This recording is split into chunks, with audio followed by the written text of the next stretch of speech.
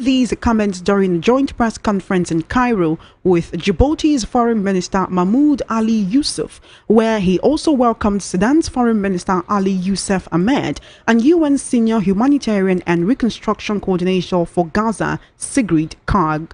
Djibouti's Foreign Minister Mohammed Ali Yusuf expressed his support for the situation, stating that Djibouti aligns with Egypt's stance on Gaza and commends President Abdel Fattah el-Sisi's efforts towards achieving a ceasefire. Yusuf asserted that lasting resolution requires the establishment of a Palestinian state that coexists peacefully and securely alongside Israel, which is a fundamental and legitimate demand. He firmly rejected any discussions regarding the deportation of Palestinians.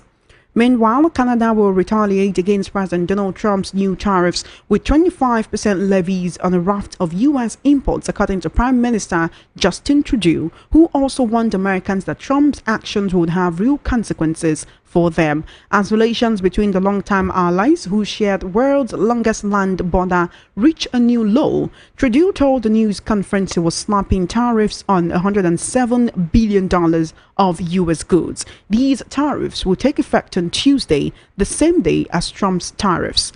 Justin Trudeau's announcement came just hours after Trump ordered 25% tariffs on Canadian and Mexican imports and 10% on goods from China, risking a trade war that economists say could slow global growth and reignite inflation. Trump said he would impose 10% tariff on all energy imports from Canada. The Canadian leader said the tariffs would include American beer, wine and bourbon, as well as fruits and fruit juices, including orange juice from Trump's home state of Florida. Canada would also target goods including clothing, sports equipment, and household appliances.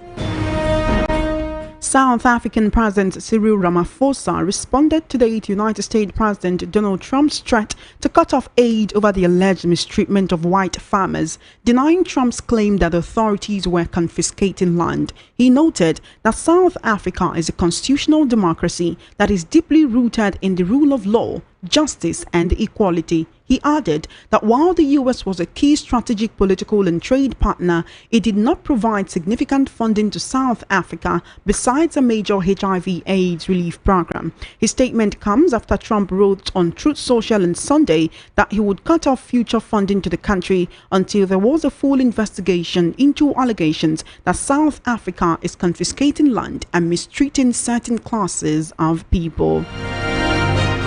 Back home in Nigeria, the purported directive by President Bola Tinubu to members of the Lagos State House of Assembly to reinstate embattled Mudashiru Obasa as Speaker has been described as fake news targeted at distracting the newly elected Speaker Mojisola Meranda. This follows a report by an online platform that went viral on Sunday, attracting a series of reactions from the public. According to the report, President Tinubu had pressured members of the Lagos State House of Assembly to allow the return of Obasa as Speaker 3 weeks after removal. The report claimed that President Tinubu urged lawmakers to let Obasa return because the political price for his removal could potentially outweigh the benefits of punishing his excesses, which bordered mainly on corruption and abuse of office, adding that the president said Obasa will spend only a short time before resigning on his terms. Meanwhile, a lawmaker who preferred anonymity in reaction to the report stated, and I quote, "This is nothing but fake news based on the fact that she has met with the president, Mr. Governor, the GAC and past members from the 1st to the 9th Assembly, among many others. There have also been numerous courtesy calls and endorsement on the election of Mojisola Lasbat Miranda as the first female Speaker of the Lagos State House of Assembly since the week of our election, further giving credence and authenticity to the legitimacy of our election. The circulation of the fake news has piqued the interest of many political observers, enthusiasts and citizens as they keep asking in one voice, is Obasa so important that he is being protected from above, or are these just media stunts of a sore loser? Lagos lawmakers are solidly behind the leadership of Right Honorable Mojisola Lasbat Miranda, who was constitutionally elected." End quote. In a tragic development, the Ebonyi State Police Command has confirmed the killing of at least 10 people, all men, in a local community in the state. No group has claimed responsibility, and security agents are yet to identify the gunmen who struck at Amego Nkaleha community in Ishielu local government area of the state. VOP News gathered that the incident occurred in the early hours of Sunday and no arrest has been made. Police spokesman in the state described the attack as selective, as only men were killed and specific buildings razed by the attackers. Locals claim that suspected herdsmen may have carried out the early day mayhem in the community following an alleged killing of their cows by suspected members of the militant wing of IPOB ESN operating in the area. A source who refused to be identified told journalists that stakeholders had waded into the complicated security situation to prevent a retaliation before the attack on the villagers by the gunmen. Senator Ebonyi Ibrahim, representing Ondo South, at the weekend said President Bola Tinubu remains untroubled by recent criticism from former Vice President Atiku Abubakar, former Kaduna State Governor Nasir El-Rufai, and immediate past Minister of Transportation Rotimi Amechi. Amechi had urged Nigerians to be vigilant in defending their mandate during the 2027 election, warning that politicians, including the current president, would not easily relinquish power. El-Rufai, on his part, criticized the ruling All Progressive Congress APC, describing it as a zero-man show. He also called on opposition parties to unite and form a coalition to challenge the ruling party and protect democracy. Atiku also accused the presidency of offering 50 million naira to opposition parties to undermine their structures ahead of the 2027 election, though most political platforms denied the allegations. Speaking as a guest on a television program on Sunday, Ebonyi Ibrahim dismissed the concerns, asserting that President Tinubu was unfazed by the criticisms. He emphasized that the legitimacy of governance remains intact despite opposition sentiments. In a recent development, the Dangote Petroleum Refinery's decision to reduce the ex-depot price of petrol from 950 naira to 890 naira per litre has come at a significant cost to petroleum marketers. Some marketers believe the price cut was a strategic response to warnings from traders who were considering importing cheaper foreign PMS due to its lower cost compared to locally refined products. In a statement, Dangote Group's Chief Branding and Communications Officer Anthony Chiejina explained that the decision was made in response to global energy market trends and the decline in international crude oil prices. He also emphasized that the price adjustment aims to ensure that Nigerian consumers benefit from changes in global crude prices. The company has asked marketers to pass on the benefits of the reduction to the public. While the price reduction is welcomed by consumers, marketers who purchased fuel before the price drop are now forced to sell at a loss, potentially incurring millions of naira in debt. The Vice President of the Independent Petroleum Marketers Association of Nigeria, IPMAN, Hamed Fashola, acknowledged the pros and cons of the situation. He noted that competition would force marketers to lower prices even if they initially bought at higher rates. He also dismissed the idea of stakeholder consultations before price adjustments, stating that in a competitive market, price fluctuations are inevitable. Fashola suggested that the price cut was a direct response to threats by importers who claimed the foreign petrol was cheaper than Dangote's refined fuel. You are currently listening to the World News at 12 right here on Voice of the People 90.3 FM. We'll take a very short break and return with the news analysis segment. Do stay tuned.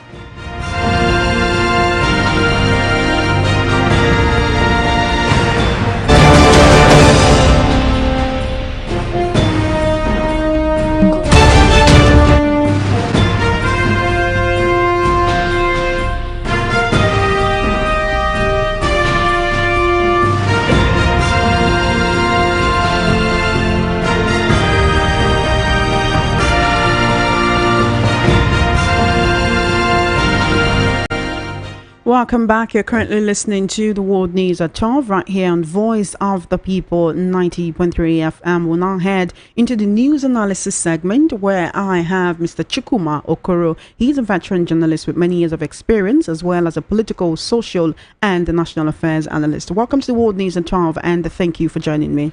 Good afternoon, Chairman. Thanks for having me. Good afternoon to our listeners. Good afternoon. Thank you so much for coming. Always a pleasure to have you here. Let's begin with the very first item on the home front, and that is a Lagos lawmaker revealing that the supposed directive by President Tinubu to reinstate Obasa was false. Now, you must have seen the reports going around yesterday about how Obasa is to be reinstated and how the president is not happy about the way he was removed, as it seemed more of a coup, especially seeing the fact that he was not around when he was removed. But right now, these has been debunked. But the question is, where did that report come from in the first place? Do people just manufacture reports out of thin air, or are meetings being held and someone is spilling to the press, and now they come out and then they put it out only for someone else to come out and decline that this is fake news? In all of this, are there higher powers protecting or shielding Obasa?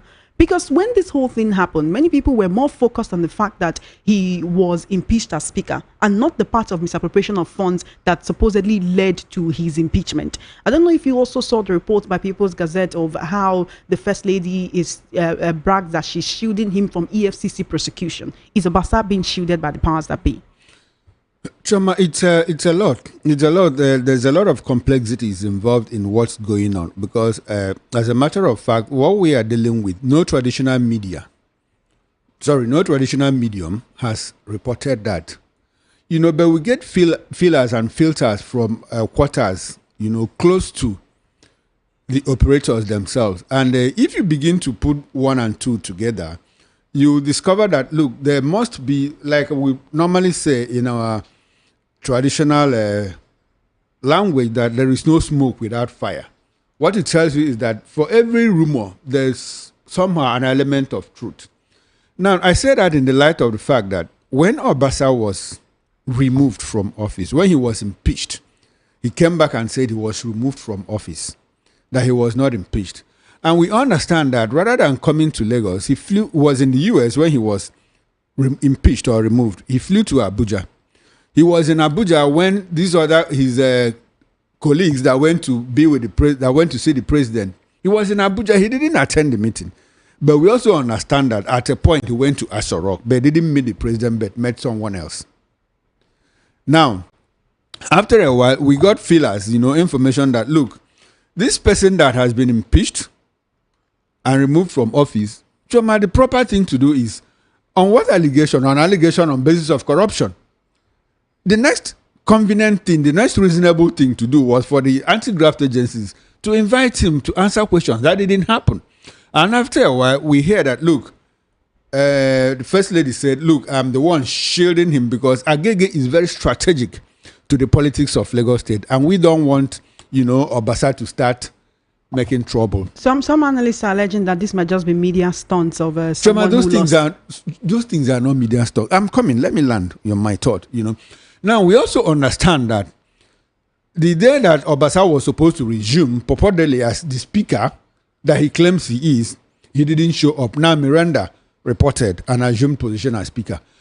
Obasa pleaded with them to let him get into his GRA residence, so that he could take away his personal effects. They let him in, and the young man refused to come out, and he has remained there. As we speak, I understand that Miranda has not properly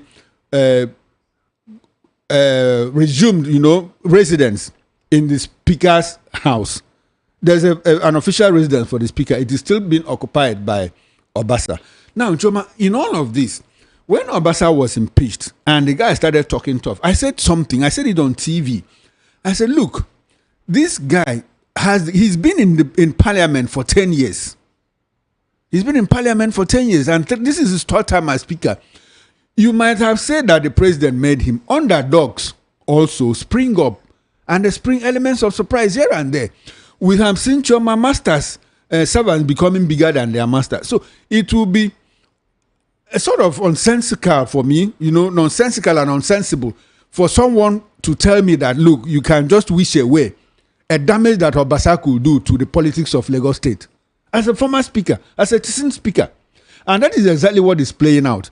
The information we have is that, look, they are trying to prop him up and take him back as speaker so that he will now resign on his own terms. Choma, what that tells you is that Even the Governance Advisory Council, GAC, says that they're going to give him a soft landing. What is the meaning of soft landing? Because they know that the young man has a capacity to cause damage to APC in Lagos State. Which speaks to be more concerned about political structure than governance. No, I mean, they're all politicians. You can't get into government without the structure.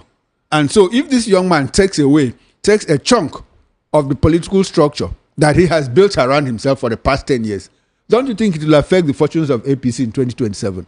Mr. Chukwumakoro, let's talk about security or insecurity as the case may be. Early this morning, we got reports of a tragic development in Ebonyi State where herdsmen reportedly killed about 10 people. That's the reports in the media, but people in that area are saying it's much more than that. But then killed 10 people, all men, right? This was early in the morning. I actually have videos. These videos are so gory that even men in this video putting on this particular apron of this particular church that puts on that vest, that lemon colored vest that shines like this, and it seems they were on their way to church because this reportedly happened very early in the morning. So herdsmen went into a community and attacked people in this community, brutally murdering them because ESN, IPOB's ESN killed their cows recently. And now people in that community were saying that they had actually been living in fear of their lives and had spoken to stakeholders who had come together to wade into the situation before that happened. But then before we proceed, let's take this particular, I spoke to someone in Ebonyi State who's in the know of the matter, and here is what he said. This is Comrade Chukwuebuka Mbam giving us information on the mayhem that occurred in Ebonyi State by herdsmen yesterday. Me today, sir. I just want to confirm what is going on in Ebonyi State. There are reports that herdsmen went into Amegon Kaleha and killed a number of people because ESN killed their cows. Can you give us information on that? Yeah, I don't have the appropriate number of people that were involved or what actually took place there. But I overheard my boy said, because he's from that side, I overheard my boy said on Saturday that their parents are coming down here in Enugu because of the massacre that took place in their neighboring village, because of the killing of a cow and the revenge from the Fulani herdsmen. But the total number of people that were involved is what I don't know. Okay, so as it is right now, you are trying to say that it is actually because of that herdsmen attack and this is not unknown gunmen. No, that's what should be. It's not unknown gunmen. It's actually the attack of the cow that got to the revenge of the Fulani herdsmen. If that is the case, as it stands right now, what is the situation in that community? You know, everybody is running helter-skelter. People are running for their life. Because the boy that was telling me, he said their parent is now currently in Enugu because of their life. So people are rushing out of the community because they are scared for their life. Yeah, the Igbo people will always say that it will remain where it is. But if it is human being, he or she will run for their life. So do you have any information on what happened that reportedly made the ESN kill the cows of the Fulani herders? I don't know. I don't have a detailed information of how the whole thing started. But I was opportune to hear from him when he was telling me that their people is running here Tasketa. Some are in Abakri town, while some moved down here in Enugu. Thank you. So from Saturday, you already had the people who were leaving that community in fear for their lives, only for their worst fear to actually happen on Sunday morning with herdsmen going into that community and killing scores of people because ESN killed their cows. Why are we equating the lives of cows to the lives of human beings in Nigeria? Choma, that is what it has been for quite a while now. Remember, in the past 10 years or more, that is what it's been. And with all sense of modesty, in my book, The Future of Politics, Nigeria Beyond the Republic, I did highlight this trend. And Choma, I'm sorry to tell you that this is just the beginning. It is going to happen more and more coming down south. You know, because already the middle belt, you know, is under the control of these marauders. You know, and it's more like a forced migration. And by the time they are able to displace all of the people in the middle belt, the next port of call will be the northern part of Southeast, like Ebonyi State now that has borders with Benue State and all of that. Now you say cause and effect. Why did they kill cows? Probably because cows had overrun their farms, their source of livelihood. It's the ESN who killed these cows and not the people in the community. No, what I'm saying, ESN killed a cow. Why? Probably because these cows had destroyed farm crops. Isn't it? Because ESN will not just go out and if there's a cow in a ranch, they'll just go and take over the ranch and kill cows. No. It's probable that these cows might have destroyed people's farm crops and all of that, cash crops. So in retaliation, instead of going after maybe goats or whatever that is owned by the owners of the farms, they decided to now kill the people. And there is something they say that it's only men that were killed. Choma, that is when genocide, ethnic cleansing, that is the form of ethnic cleansing. They will first take out the men, now swap on the women, impregnate them, so that their offsprings will not be for the women of those communities, but for those people that invaded them. It's that if you study the history of genocide, that is calculated genocide, not something that is impromptu. Displacement, that is how it happens. So it is not strange to me because as a student of history, I understand these things. They will first of all take out the men, then swoop on the women and do all, like weaponizing sex and bets and all of that. That is what is happening. But the more serious issue is that this thing is coming down south and this more like a conquest foretold, and people are keeping silent. People are keeping quiet. Now it is 10. The other day it was 5 in Ogun State. All over the southwest, all over the south is down middle belt. That is what is happening. And our security agencies, and look at the statement put out by the police after that incident. They say there is calm. Peace has returned to the land. Which peace?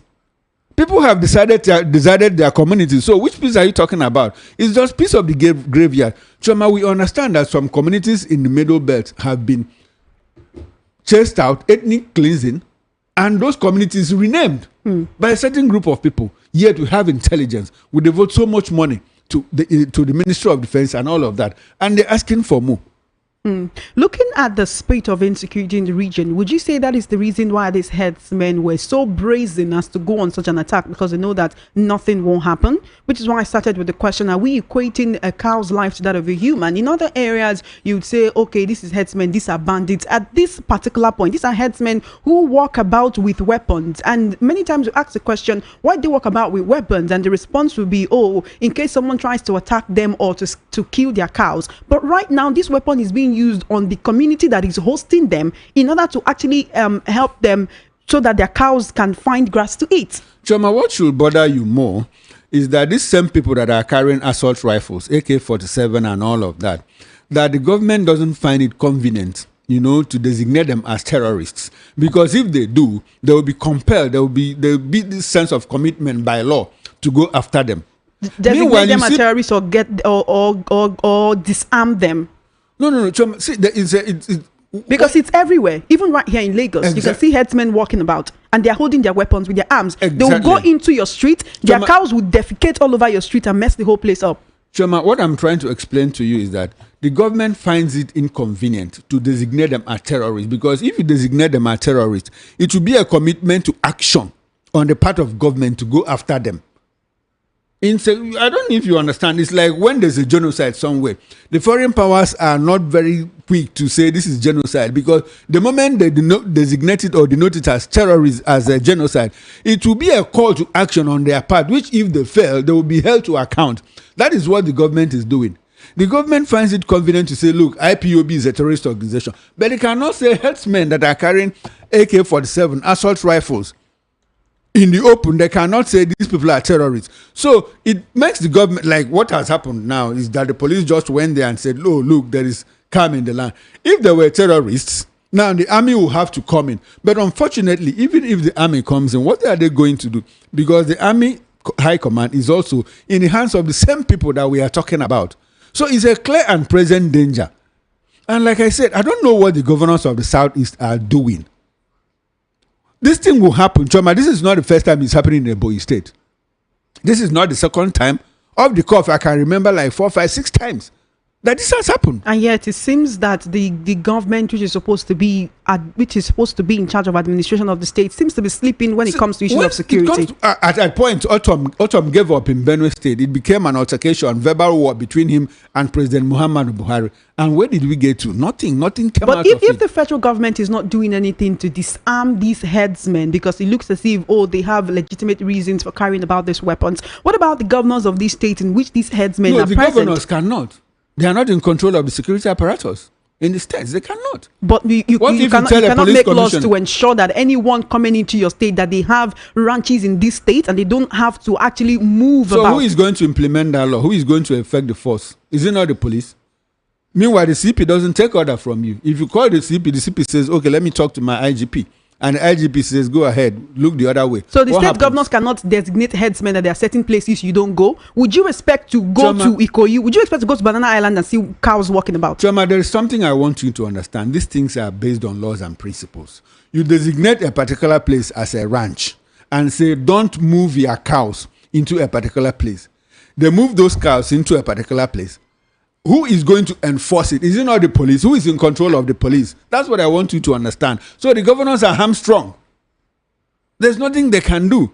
Even the DSS, if the governor calls the director of DSS in his state, I say, look, this is what is happening. The director says, look, let me get clearance from my DG in Abuja. What's the governor going to do? So as it is right now, in this situation, Governor Francis Nwifuru's hands are tied. There's nothing he can do to fish out these herdsmen and make sure that they answer to the law. The only thing he can do is probably to form his own vigilante group. Another vigilante group? Like they have done in Anambra State. You have Udogachi. Yeah, like you have Amoteku in the Southwest. It's working for them. It seems to be working for them. So why can't the governors of the Southeast do that? But Ebonyi floated the Bubeagu and then so what happened? Because they couldn't agree. They couldn't agree among the 5 of them. Hope Uzodinma had to do his own. Now, Chukwuma Soludo has done his own. The appeal court recently affirmed the prescription of IPOB as a terrorist group, right? Does that mean the governors should now face IPOB and ESN and face them out? It seemed that was where this started from, because the community has been living in peace with these herdsmen who pass through these communities or live in these communities, but then they went on this attack because their cows were killed by ESN operatives. Choma, I just told you that the governors can't do anything. Even to ESN. And IPOB in these communities in the southeast. What is the problem with IPOB? That the appeal court has reaffirmed their prescription as a terrorist group. Exactly the point. You have come back to my thesis that because they have been designated a terrorist group, it is now a call to commitment on the part of government to go after them. So why can't the government do the same thing for designate herdsmen, Mieti Allah, bandits as terrorists? Because it will also be a call to action on the part of government to go after them. Now they are treating them with kid gloves, like it's more like law enforcement issue, criminality and all of that. Terrorism is a very serious matter globally, all over the world. You don't treat terrorists with kid gloves. Now you look at somebody that is doing in the guise of cow rustling, he's killing people, sacking communities, taking sweats of land, and you are saying that the person is a bandit, is not a terrorist.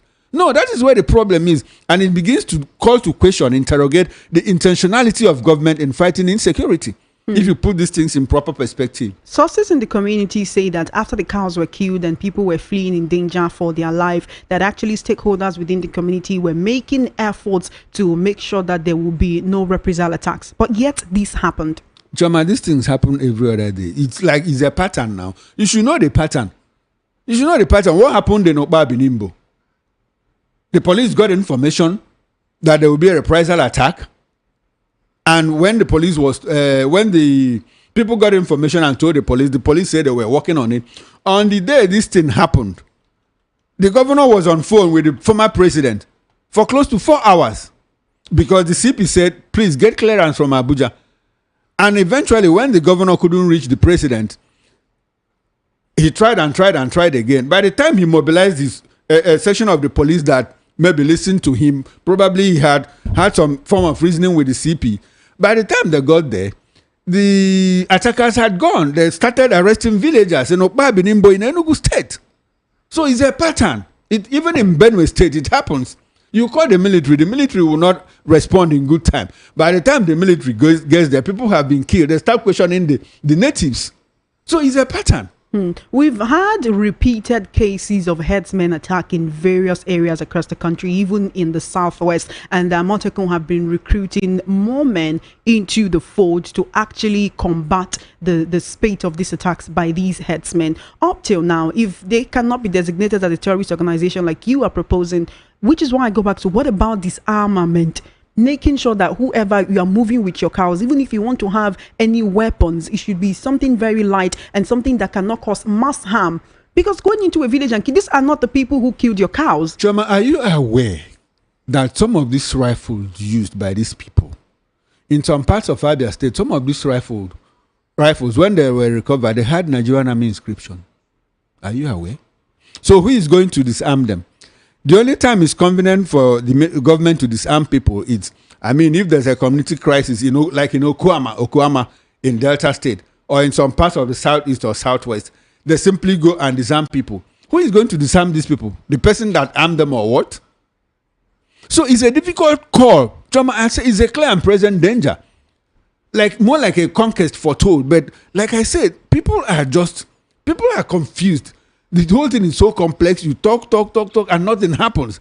Because the people that are in control of the security apparatchik of this country seem to be looking the other way while these things happen. So that is the situation.